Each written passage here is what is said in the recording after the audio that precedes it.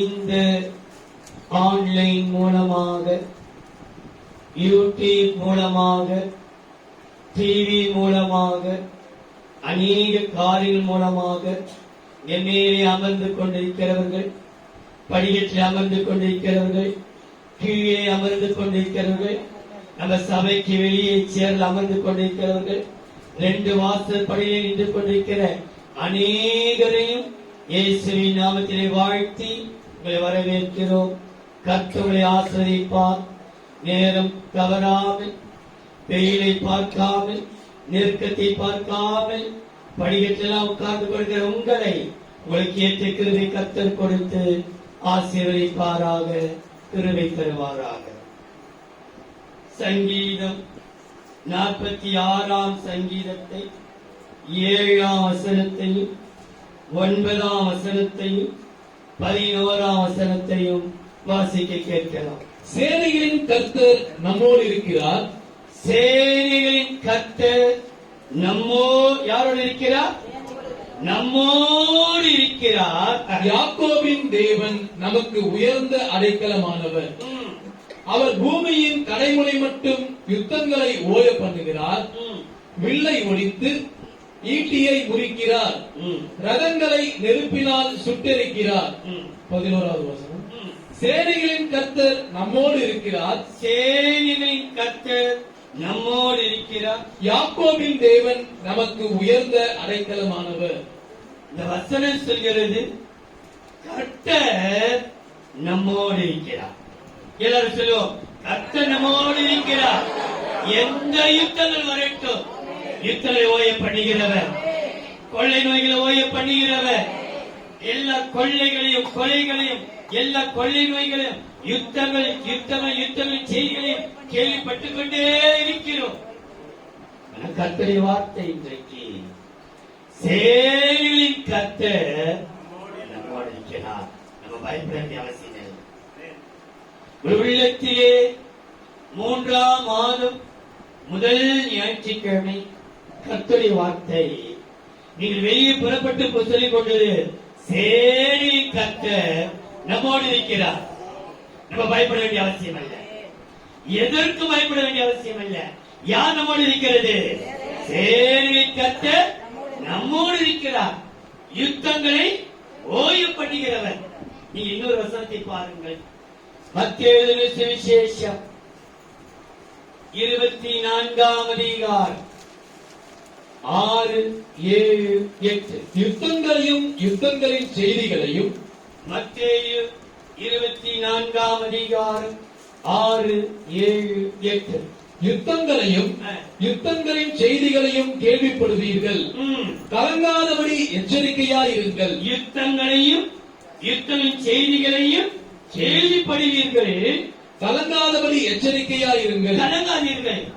எது நடந்தாலும் கர்த்தருடைய அனுமதி இல்லாமல் எதுவுமே நடப்பதில்லை. ஆனா ஒரு துக்கம் என்ன, அப்பாவி மக்கள் அழிந்து கொண்டிருக்கிறார்களே, ஆண்டவர் அறியாமல் ஆயிரம் அழிந்து கொண்டிருக்கிறது. எச்சரிக்கையாயிருங்கள், கலங்காதவர்களுக்கு எச்சரிக்கையாயிருங்கள். இவைகள் எல்லாம் சம்பவிக்க வேண்டியதே. எதெல்லாம்? யுத்தம், கொள்ளை நோய் எல்லாமே சம்பவிக்க வேண்டியதே. ஆனாலும் முடிவு உடனே வராது. இந்த முடிவு எவ்வளவு சீக்கிரம் வராது. தேவன் நம்மோடு இருக்க அப்படின்னாலே எதை குறித்து நீங்க கலங்க வேண்டும்? யுத்தங்களை குறித்தோ, கொள்ளை நோய்களை குறித்தோ, பல பூமி அதிர்ச்சிகளை குறித்தோ, ராஜ்யத்துக்கு விரோதமா ராஜ்யம் எழுப்புவதை குறித்தோ, இதெல்லாம் ஒன்று அறிந்து கொள்ளுங்கள். கர்த்தர் வருகை மிக சமீபமாக இருக்கிறார். அது மாற்றம் உள்ளத்தில் இருக்குமானால் நீங்கள் எதற்குமே பயப்பட மாட்டீர்கள். நீங்கள தலைப்பு, கர்த்தர் நம்மோடு இருக்கிறார். அவர் இருக்கிறபடினாலே நம்ம கலங்க வேண்டிய அவசியம். கர்த்தர் இருக்கிறார், அவர் பார்த்துக் கொள்ளுவார். எத்தனையோ அலை, கொரோனா முதல் அலை வந்தது, 2வது அலை வந்தது, 3வது அலை வந்தது, 4வது அலை வருகிறது சொல்லுகிறார்கள். எத்தனை அலை வரட்டும், சேனை கர்த்தர் நம்மோடு இருக்கிறார். ஒன்று நம்மை சேதப்படுத்தவே மாட்டார். இன்றைக்கு இந்த வசனத்தை வாசிக்கும் பொழுது கர்த்தர் அடைக்கலமானவர், அடைக்கலத்தை குறித்து தான் பேச வேண்டும் என்று நினைத்தேன். கர்த்தர் சொன்னார், முதலாம் வாரம் நீ சொல், எல்லாரும் சொல்லட்டும், சரி கர்த்தர் நம்மோடு இருக்கிறார். ஆக நம்ம பயப்பட வேண்டிய அவசியம் இல்லை. சேனையின் கர்த்தர் நம்மோடு இருக்கிறபடினாலே நமக்கு நடக்க போகிற ஒரு 5 நன்மைகளை சுருக்கமாய் சொல்லி நான் முடித்து விளையாடுகிறேன். இன்னைக்கு சேரின் கர்த்தர் நம்மோடு இருக்கிறார். அல்லது தலைப்பு தேவன் நம்மோடு. இம்மானுவேல் என்பதற்கு தேவன் நம்மோடு இருக்கிறார் என்று அர்த்தம். ஆகையினாலே நம் தேவன் நம்மோடு. அதை 46 7 வசனத்திலேயும் அங்க போடப்பட்டிருக்கிறது. கடைசி வசனத்தில் சேனை கர்த்தர் நம்மோடு இருக்கிறார். ஆகையினால் எதற்காக சேனையின் கர்த்தர் நம்மோடு இருக்கிறார் என்றால், முதலாவதாக நம்முடைய கண்கள் திறக்கப்பட வேண்டும். நம்முடைய ஆவிக்குரிய கண்கள் திறக்கப்பட வேண்டும். நம்முடைய ஆவிக்குரிய கண்கள் திறக்கப்படுமானால் நம்ம வல்லவர்களாய் கர்த்தர் மாற்றிவிடுவார். வாசித்து பாருங்கள். முதலாவதாக 2 ராஜாக்கள் 6 அதிகாரம் 15, 16, 17. தேவனுடைய மனுஷனின் வேலைக்காரன் 2 ராஜாக்கள் 6 அதிகாரம் 15, 16, 17. தேவனுடைய மனுஷனின் வேலைக்காரன் அதிகாலமே எழுந்து எலிசாவின் வேலைக்காரனாகிய கேயாசி அதிகாலையிலே எழுந்து வெளியே புறப்படுகையில் இதோ ராணுவமும் குதிரைகளும் ரதங்களும் பட்டணத்தை சுற்றி கொண்டிருக்க கண்டான். அப்படியே யுத்தங்கள் அப்படியே சுற்றி வளைத்து விட்டார்கள். அவ்வளவுதான், போய்விட்டோம் என்று நினைக்கிற அளவுக்கு போராட்டம் இருக்கிறது, சுற்றி இருந்தது. அப்பொழுது வேலைக்காரன் அவனை நோக்கி, எலிசாவை நோக்கி, ஐயோ ஐயோ என் ஆண்டவனே, என் ஆண்டவனே, என்ன செய்வோம் என்றான். என்ன செய்வோம் என்றால், அதற்கு அவன், பயப்படாதே. என்ன சொல்றாரு? நீ பயப்படாதே, அவர்களோடு இருக்கிறவர்களை பார்க்கிலும் நம்மோடு இருக்கிறவர்கள் அதிகம் என்றான். நம்மோடு இருக்கிறவர் அதிகம். உலகத்தில் இருக்கிறதை பார்க்கிலும் உங்களில் இருக்கிறவர் பெரியவர்.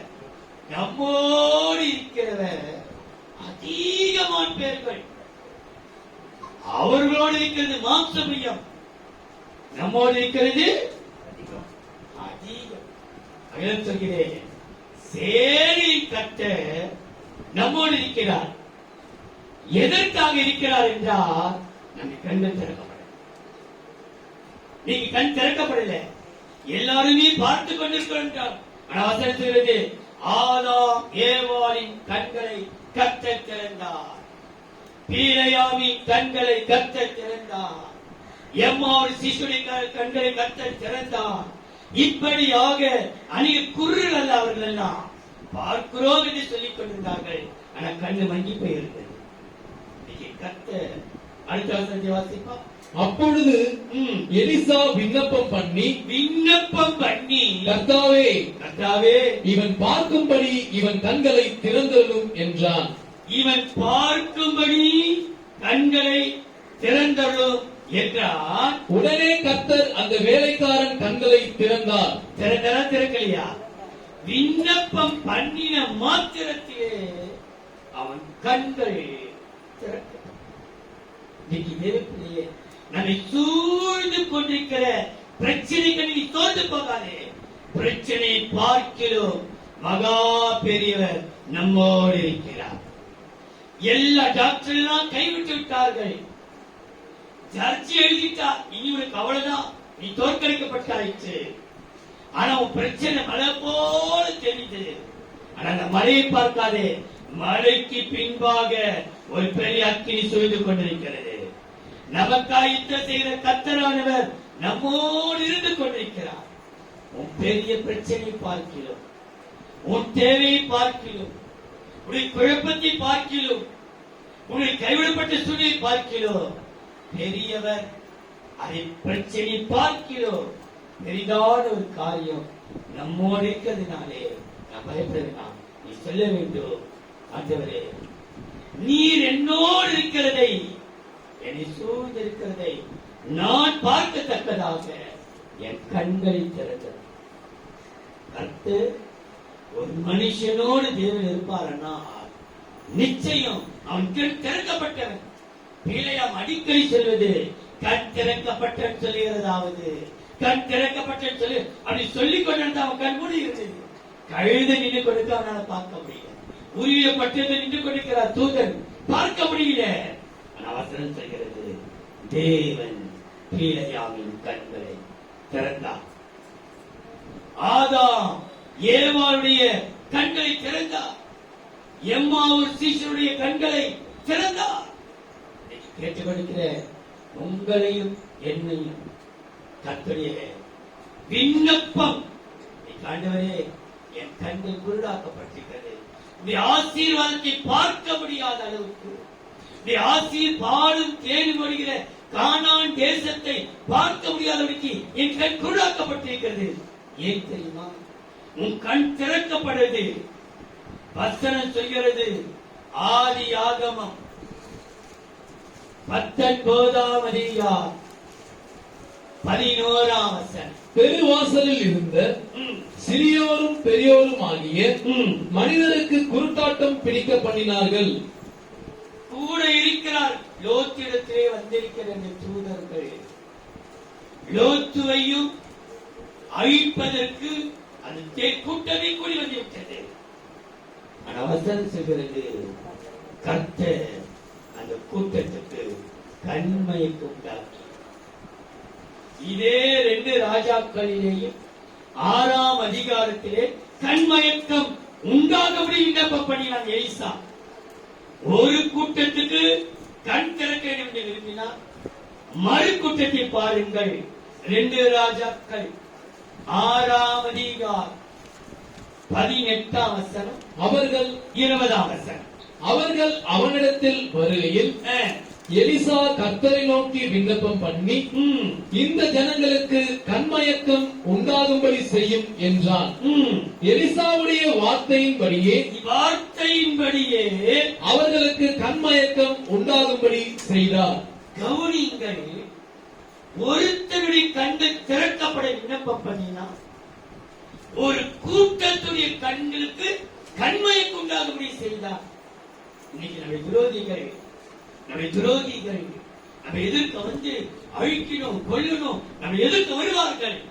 அவங்க கண் அப்படியே கண்மயக்கம். நம்மளை பார்க்காத மாதிரியே நம்முடைய கண்மை.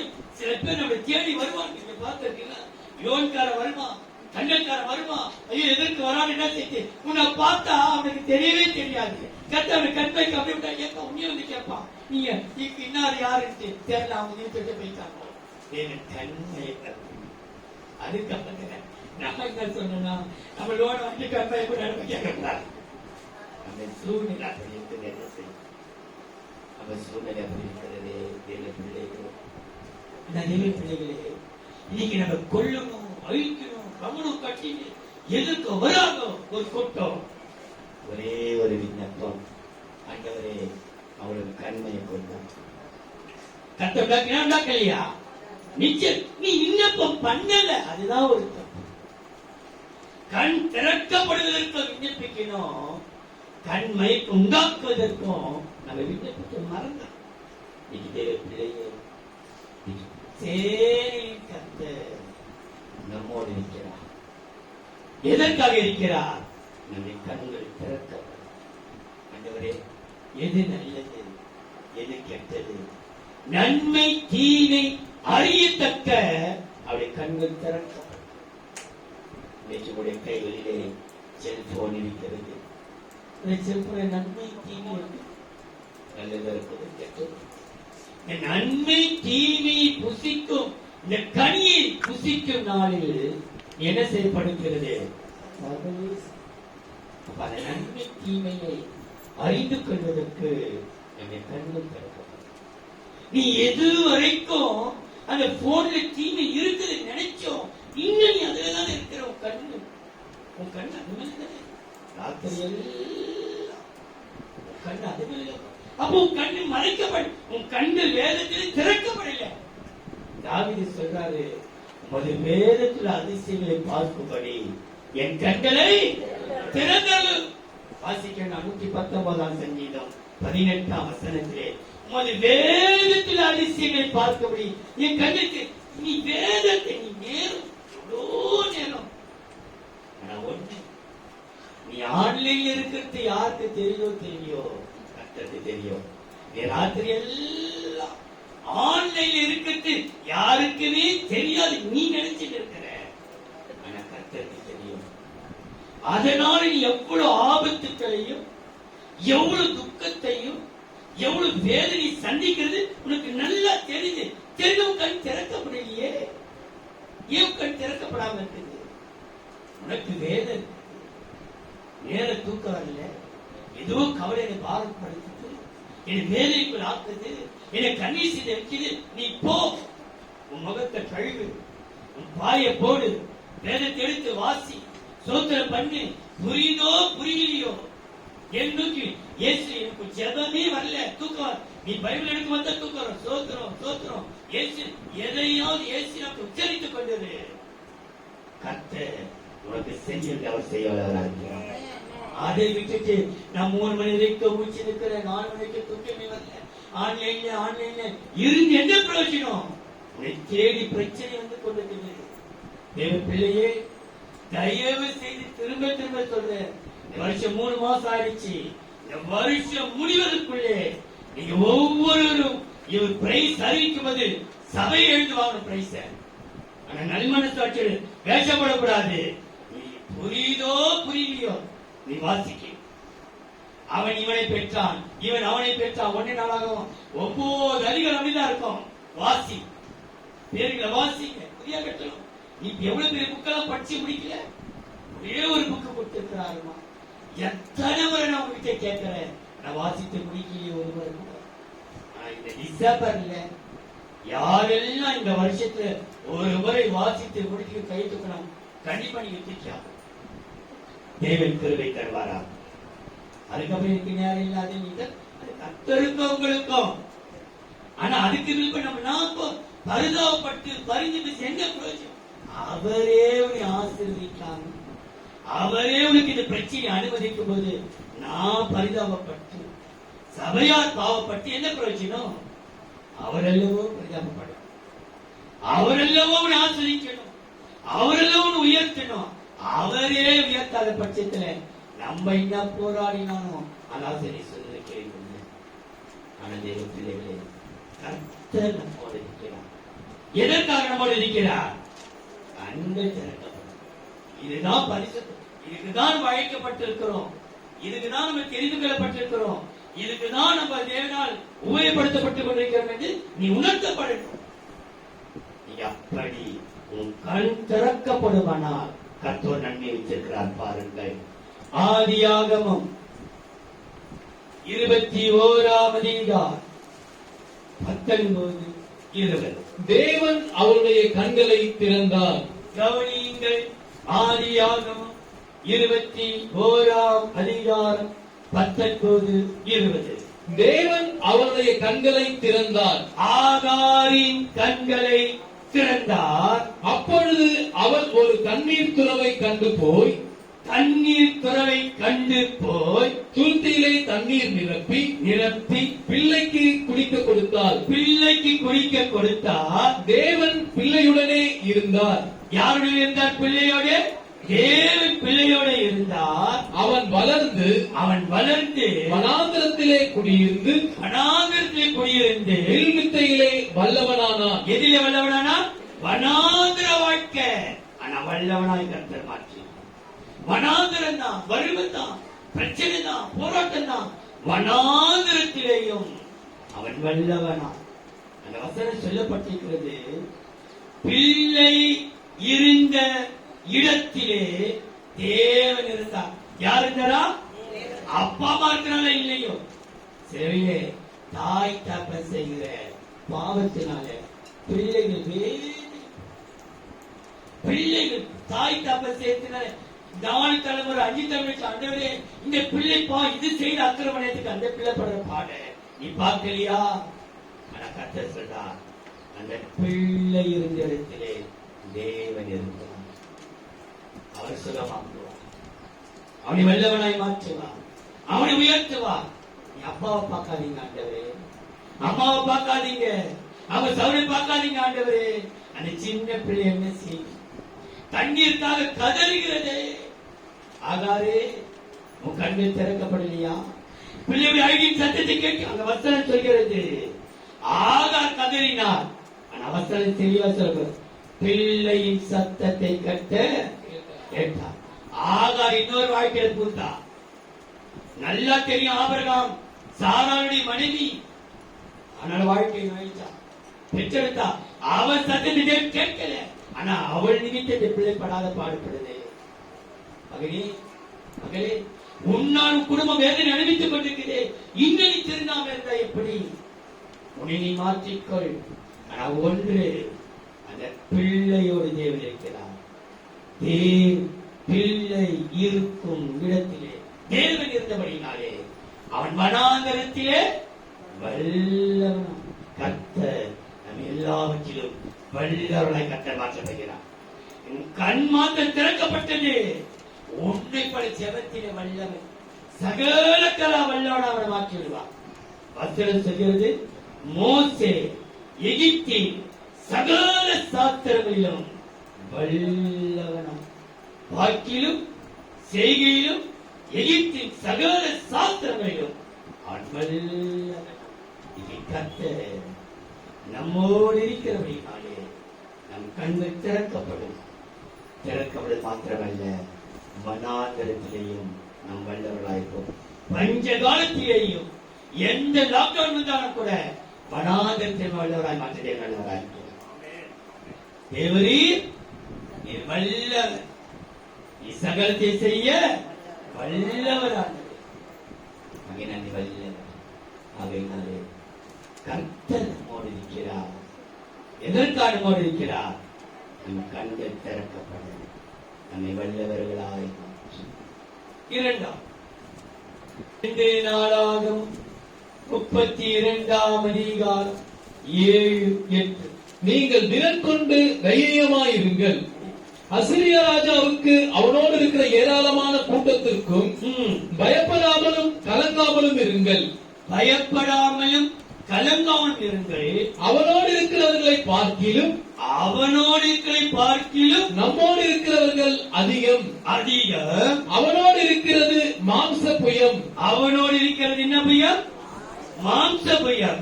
நமக்கு துணை நின்று நம்முடைய யுத்தங்களை நடத்த நம்மோடு இருக்கிறவர். யாரோடு இருக்கிறவர்? நம்மோடு இருக்கிறவர் நம்முடைய தேவனாகிய கர்த்தர் தானே. கர்த்தர் தாமே. நம்மோடு இருக்கிற யாரு? கர்த்தர் தாமே என்று சொல்லி அவர்களை தேற்றினான். யூதாவின் ராஜாவாகிய எசேக்கியா சொன்ன இந்த வார்த்தைகளின் மேல் ஜனங்கள் நம்பிக்கை வைத்தார்கள். எந்த வார்த்தையின் மேல? கர்த்தர் நம்மோடு இருக்கிறார். கர்த்தர் நம்மோடு இருக்கிறார். அவனோடு இருக்கிறது மாம்சமுயம். நம்மோடு இருக்கிறது யாருடைய? கர்த்தர் இருக்கிறார். அவர் சொன்ன வார்த்தை மேலே நம்பிக்கை வைத்தார். இன்னைக்கு டாக்டர் மேல நம்பிக்கை வைக்கிற, போலீஸ் சொல்ற வார்த்தையை நம்பிக்கை வைக்கிற, அட்வொகேட் சொல்ற வார்த்தையை நம்பிக்கை வைக்கிற, ஒண்ணுத்துக்கு உதவாதுன்னு சொல்ற வார்த்தையை நம்பிக்கை. கர்த்தர் சொல்றது நம்ப மாட்டேங்கிறியே. கர்த்தரை தீர்க்கதை சொல்கிற வார்த்தையை நம்ப மாட்டேங்கிறியே. கர்த்தரை ஊழியக்காரன் சொல்கிற வார்த்தையை நம்ப மாட்டேங்கிறியே. வசனம் சொல்கிறது, கர்த்தர் நம்மோடு இருக்கிறார். எதுக்கு தெரியுமா? அவர்கள் நம்பிக்கை இருக்கிறார். யார் யாரு மீதோ நம்பிக்கை. யாரு சில பேர் மனிதன் நம்பி எவர் நான் செய்தேன் வேலை வாங்குற வரைக்கும் உயிரிச்சு வேலை வாங்குவாங்க. அவன் வேலை முடிச்சு நீ யாரோ நான் யார், நீ யாரோ நான். நீ போயிட்டா கூட கண்ணை தெரியாது. கண்ணை போய் படிச்சு உன்னை பார்க்கவே இல்லாமா எப்படி தெரியும்? கண்ணை போயிட்டு வச்சிருக்கேன். என்கிட்ட வேலை உனக்கு எல்லாம் வேலை வாங்கிட்டேன். பூஞ்சி எடுத்துட்டு எல்லாம் பண்ணிட்டேன். கூட வந்து எங்களுக்கு தெரிய போகுது. அவரெல்லாம் பார்த்த உடனே பார்க்கல. ஆமா நான் அண்ணா நினைக்கிறேன், என்ன பார்க்கல, கொழுப்பு கண்ணாட்சி. ஆனா வசனம் சொல்கிறது, நீ மனுஷனை நம்பி நம்பி நம்பி ஏமாந்தது போதும். அவன் சொன்னான், இவன் சொன்னான், நீ கர்த்தருடைய வார்த்தை மீது எசேக்கியா நம்பிக்கை வைத்தான். அவன் ஜனங்களை நம்ப வைத்தான். அவன் ஜனக்கான தெரியுமா, அவர்களோடு இருக்கிறது மாம்சம், நம்மோடு இருக்கிறவர் நம்முடைய தேவனாகிய கர்த்தர். ஆகியவர்களுக்கு சொல்றேன், உனக்கு நம்பிக்கை நடக்காது, முடியாது. வயசாயிடுச்சு, நடக்குமா? நிச்சயம் நடக்கும். உனக்கு குழந்தை பிறக்குமா? நிச்சயம் பிறக்கும். உனக்கு அரச வேலை கிடைக்குமா? நிச்சயம் கிடைக்கும். உன்னை பார்த்து யாராவது கேட்டா நிச்சயமே நிச்சயம் கிடைக்கும் சொல்லுங்க, உறுதிப்பட்டு சொல்லுங்க. மெய்யாகவே மெய்யாகவே நான் சொல்றேன், எனக்கு கர்த்தர் கொடுப்பா. நம்ம எதிர்பார்த்து விடுகிற காரியத்தை நிச்சயம் கொடுப்பார். அது எந்த சக்தி வந்து தடை பண்ணாலும் யாராலும் தடை பண்ண முடியாது. ஏன் தெரியுமா? நம்மோடு இருக்கிறவர் சேனையின் தேவனாகிய கர்த்தர். அவர் நமக்கு நம்பிக்கை தருகிறார். நம்பிக்கை கொடுக்கிறது மாத்திரமல்ல, நம்ப வைத்து நமக்கு ஒரு பெரிய விடுதலை கர்த்தர் தருகிறார். நீங்க வாசித்து பாருங்கள். 22ஆம் சங்கீதம் 4ஆம் வசனம். எங்கள் பிதாக்கள் உம்மிடத்தில் நம்பிக்கை வைத்தார்கள். சங்கீதம் 22ஆம் சங்கீதம் 4ஆம் வசனம். எங்கள் பிதாக்கள் உம்மிடத்தில் நம்பிக்கை வைத்தார்கள். நம்பிக்கை, ஆண்டவரே எங்கள் பிதாக்கள் மீது நம்பிக்கை வைத்தார்கள். நம்பின அவர்களை நீர் விடுவித்தீர். விடுவித்தர விடுவிக்கலையா? நம்பினவர்களை அவர் விடுவித்தார். ஆண்டவரே எனக்கு இதுல விடுதலை இல்லையே, இந்த வீக்னஸ் வந்து எனக்கு விடுதலை கிடைக்கலையே, விழுந்து விழுந்து விழுந்து எழுச்சிலே இருக்கு, தொடர்ந்து அந்த பாவத்தில் விழுகிறேன், என்னால் எழுச்சி நிற்க முடியலையே. ஒன்றுக்கு பல ஆயிரம் தடவை நீ விழுந்திருக்கிற. ஆனா இன்றைக்கு அந்த விழக்கூடிய நேரம் வரும்போது, இயேசுவே இயேசுவே எனக்கு கிருபை தான், அவரை நம்பி கூப்பிட்டுப்பா, அவரை துணை தரலாம். நம்ம கூப்பிட்டு இல்லை, அவரு நம்புறது இல்லை, அவரு மேல நம்பிக்கை வைக்கிறது இல்லை. அவரா எனக்கு விடுதலை தர முடியும். உன்னால் விடுதலை பெறவே முடியாது. உன்னால் விட முடியாத பழக்கத்தை அப்பாவி மக்கள் அழிந்து கொண்டிருக்கிறார். தேவ பிள்ளையே, எத்தனையோ நன்மை நீ இழந்து கொண்டிருக்கிறார். எத்தனையோ நன்மை நீ இழந்து கொண்டிருக்கிறார். ஆனா நீ ஆண்டவரை மாத்திரம், அவருடைய எசேக்கியா வார்த்தை மீது ஜனங்கள் நம்பிக்கை. அவன் என்னமா சொன்னான்? கர்த்தர் நம்மோடு, அவரோடு இருக்கிறது மாம்ச பயம், நம்மோடு இருக்கிறவர் சேனைகளின் தேவனாகிட்டார். அது நம்புறது தப்பா? கர்த்தர் நம்மோடு இருக்கிறார் சொல்லி தப்பா? நீ நம்பு, எனக்காக செய்வார், செய்து முடிப்பாரு. நீ நம்புகிறது. நம்பினவர்களை கர்த்தர். இன்னொரு வசனம் பாருங்கள், எரேமியாவில் அழகாய் போடப்பட்டிருக்கிறது. தானியேலின் புஸ்தகம் 3ஆம் அதிகாரம் 28ஆம் வசனம். அப்பொழுது நேபுகாத்நேச்சார், தானியேல் 3:28. அப்பொழுது நேபுகாத்நேச்சார் வசனித்து, அவன்தான் அக்கினி சூழல போட சொன்னவன். சாத்ராக் மேஷாக் நேபுக்கு அதிக அக்கினியை சூடாக்க சொன்னவனே இவன் தான். இவன் இப்ப சொல்றான், கொஞ்ச நேரத்தை அவன் தான் கல்ல சொன்னான். இப்ப அவரே சொல்றான், நேபுகாத்நேச்சார்.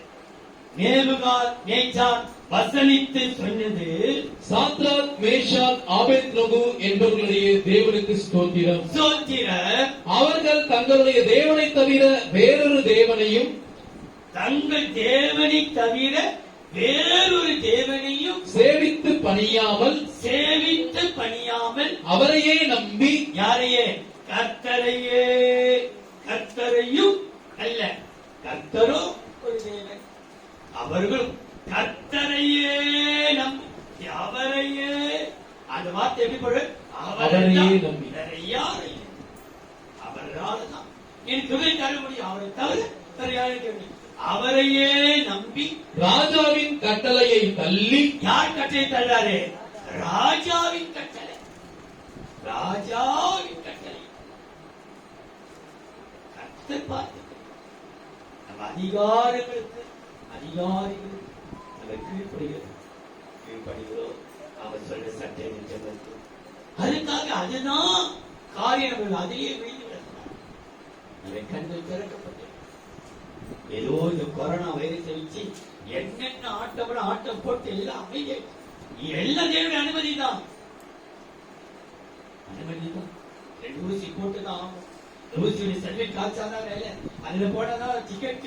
2 ஊசி போட்டு ஆகணும். மாஸ்க் போட்டுதான் ஆகணும். ஊசி போட்டுதான் ஆகணும். அதுக்கு ஒரு கூட்டம். ஐயோ நீங்க போடணும். நம்மளை பார்த்தா குஷ்டரோகி பக்கத்துல பட்டுதான் ராத்திரியில யாரும் தெரியாம பொழுது பார்த்தா ஐயோ அவன் துக்கி நாயிட்டு போச்சு குளிர பார்த்தா குஷ்டரோகி. அப்பா நாங்கள் இருக்க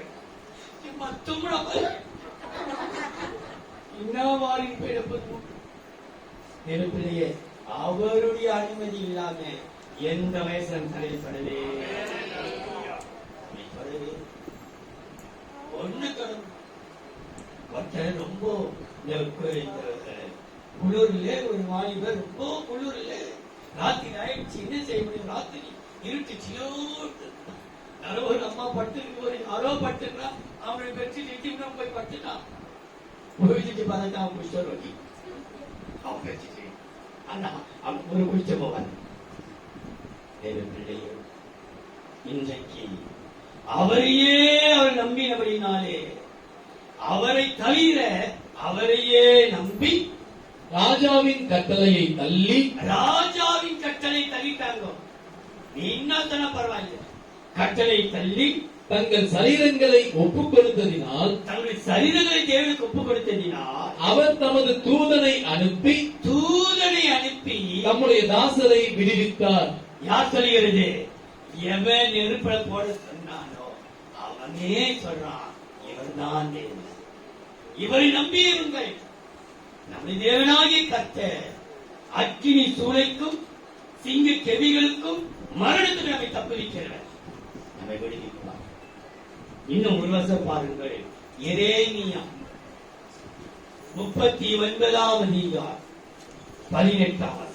உன்னை நிச்சயமாக விடுவிப்பேன். எப்படி விடுவிப்பேன்? நிச்சயமா. நீ அகப்பட்டு கொண்டிருக்கிற எல்லா பிரச்சனையிலிருந்து இன்னைக்கு கர்த்தர் ஆக்கப்படுகிறார். எவ்வளவு கடன்பாரமா இருக்கட்டும்.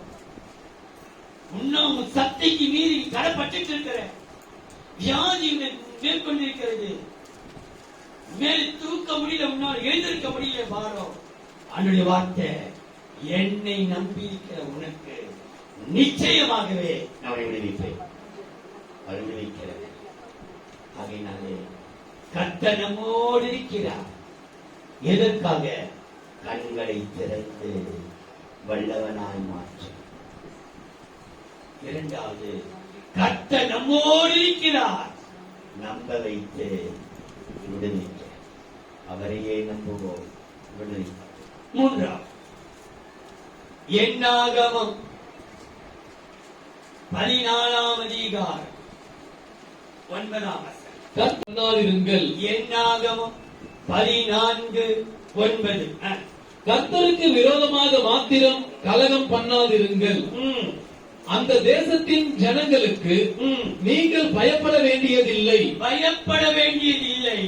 அவர்கள் நமக்கு இரையாவார்கள். அவர்கள் நமக்கு இரையாவார்கள். அவர்களை காத்த நிழல் அவர்களை விட்டு விலகி போயிற்று. கர்த்தர் நம்மோடே இருக்கிறார். என்ன சொல்றாரு இங்கே வசன? கர்த்தர் நம்மோடு. நான் சொல்ற ஒவ்வொரு வசனங்களையும் கர்த்தர் நம்மோடு இருக்கிறார். எதற்காக நம்மோடு இருக்கிறார்? அவர்களை காத்த நிழல் விலகிச்சு. நம்மை காக்கிற நிழல் விலகவே இல்லை.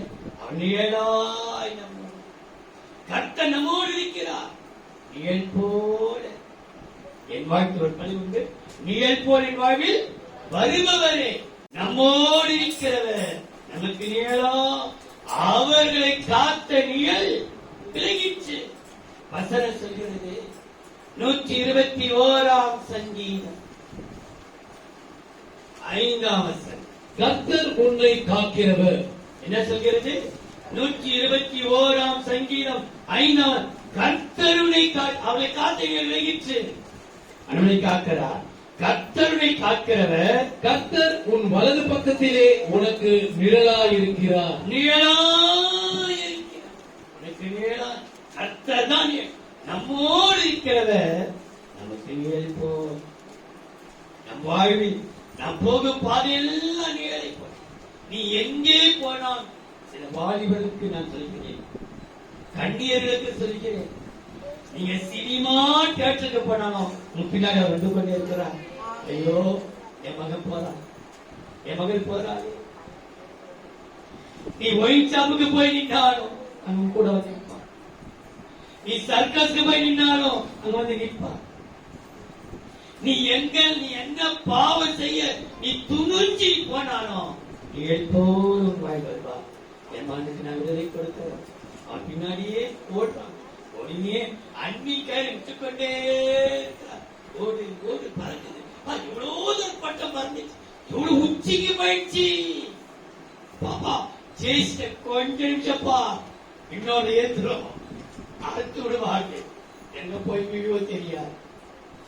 ரொம்ப அண்ணி கயிறு விட்டு நிற்கிறார். விட்டுனே நீ போக. மாலுக்கு போன மால் போ. மால் தானே, எல்லா மாலுக்கும்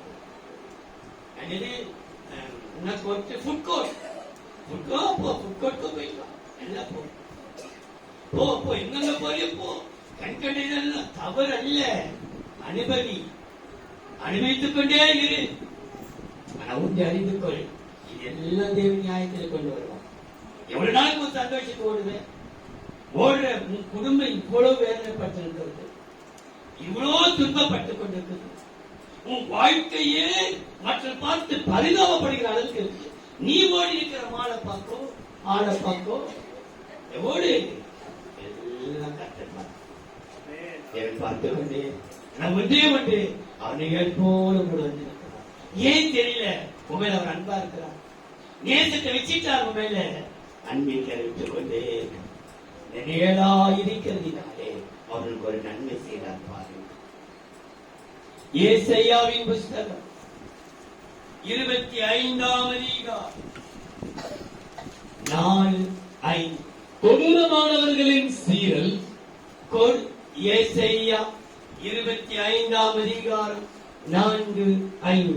கொடூரமானவர்களின் சீரல். எப்படியா? கொடூரமானவர்களுடைய சீரல் மதிலை மோதியடிக்கிற பெருவெள்ளத்தை போல் இருக்கையில் நீர் ஏழைகளுக்கு பலனும். எப்படி இருக்கிற? ஏழைகளுக்கு ஆண்டவரை நீர் பலனும், நெருக்கப்படுகிற எளியவனுக்கு திடனும். நெருக்கம், பண நெருக்கம், இட நெருக்கம், வசதி ஒண்ணு நெருக்கம், நெருக்கப்பட்ட ஒருத்தருக்கு பாரு எவ்வளவு நேரம் படிக்க உட்கார்ந்து பாவத்தை. இது படிக்குது, வலிக்குது, காலை வலிக்கு. எப்பதான் குளிப்பார பார்த்து தெரியும். நான் நிமிஷத்தை முடிச்சுக்கிறேன்.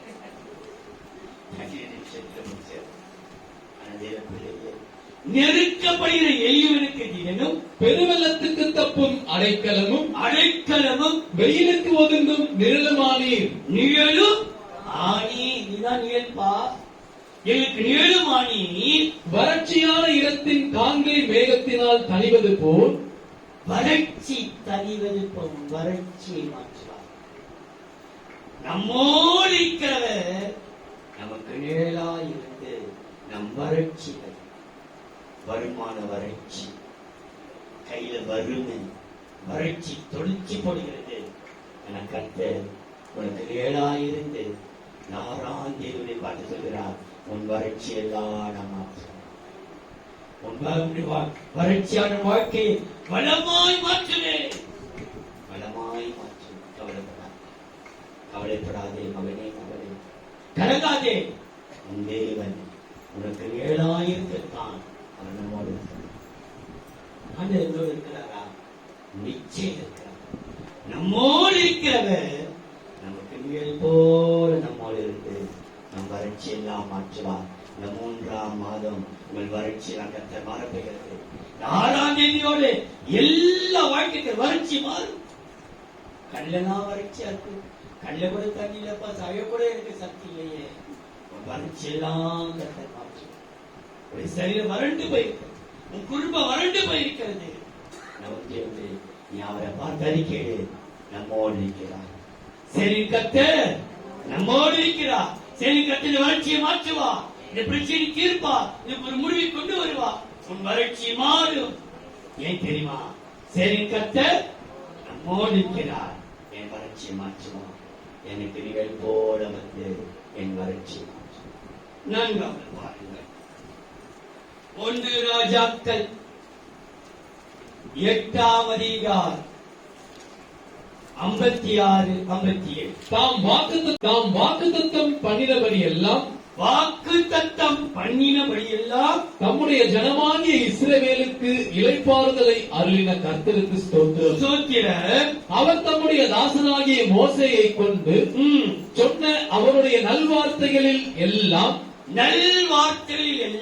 ஒரு வார்த்தையானாலும் தவறி போகவில்லை. நம்முடைய தேவனாகிய கர்த்தர் நம்மை கைவிடாமலும். யாரை கர்த்தர்? நம்முடைய தேவனாகிய கர்த்தர். நம்முடைய கர்த்தர் அல்ல, சேரி கர்த்தர் நம்மோடு இருக்கிறார்.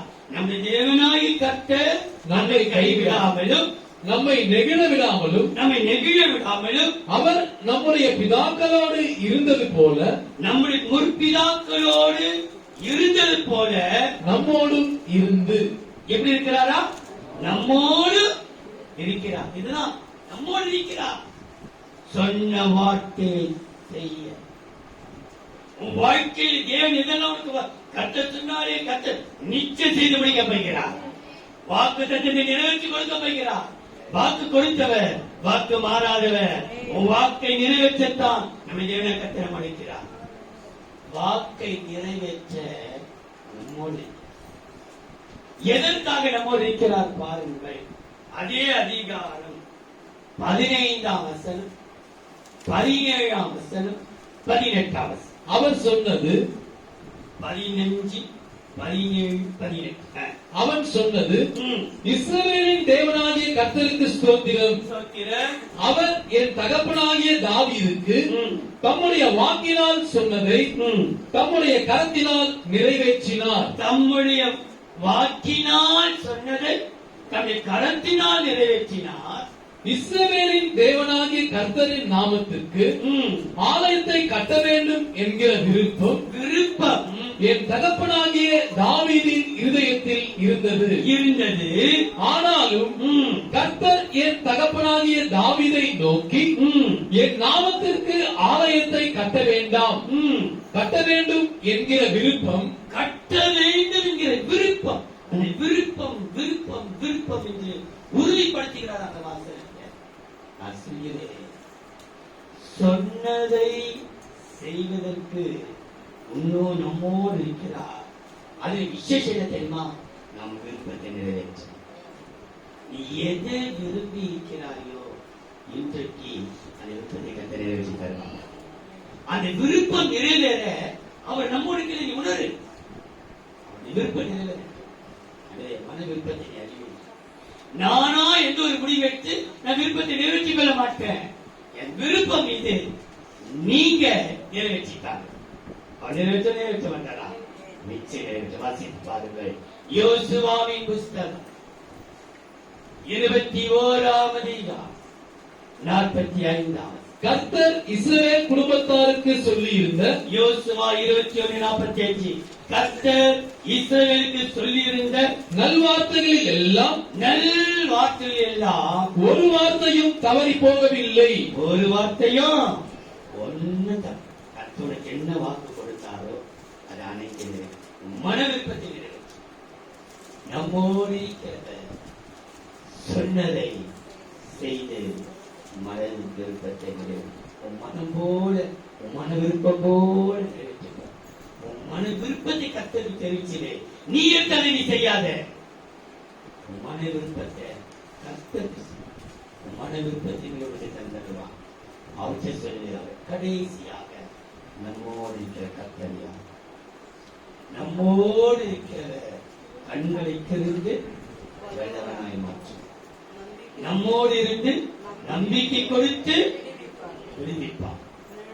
நிழலாயிருந்து வறட்சியை மாற்றுவான். சொன்னதை செய்ய நம்மோடு இருந்து நம்முடைய மனதிற்பது கடைசி 2 யோவான் அது ஒரு அதிகாரம் தான். முதல் வசனம். நமக்குள் நிலை நிற்கிறதும் 2 யோவான் 1 அதிகாரம் 1 வசனம்.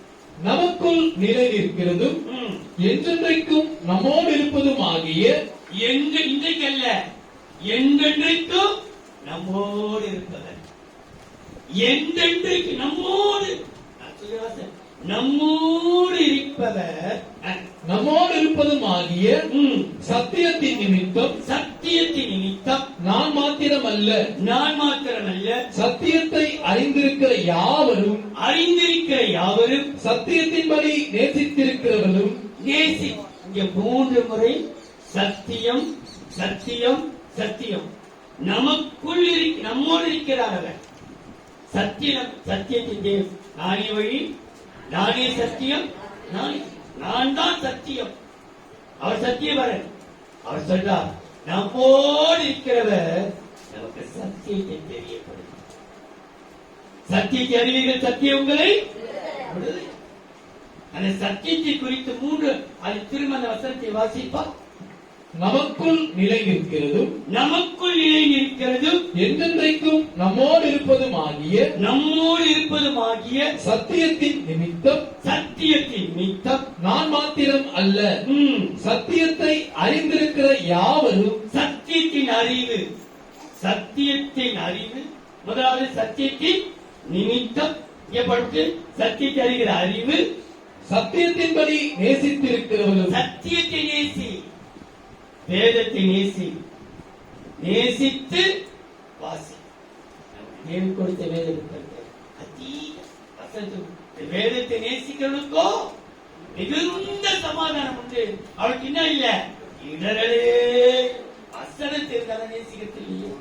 நான் ஒரு முறை சொன்னேன், என் சித்தி என்ற ஒரு சகோதரன் ஒரு முறை ஒரு லட்சம் அந்த பொண்ணு கொடுத்த லவ் லெட்டர் ஒரு பைபிள் வாசித்திருக்கிறான். அது என்ன, நாளைக்கு மை டியர், நாளைக்கு இந்த பஸ் அப்படின்னு இல்லை, அது ஒரே வார்த்தை.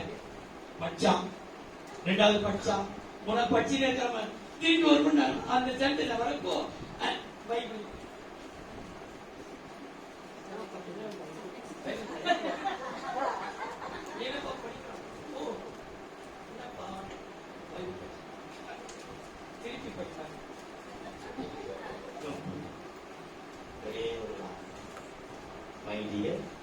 நாளைக்கு யார் எழுந்து நபர் எழுந்து படிக்கிறான். ஒரு வார்த்தை நேசித்தவன் எழுதினது.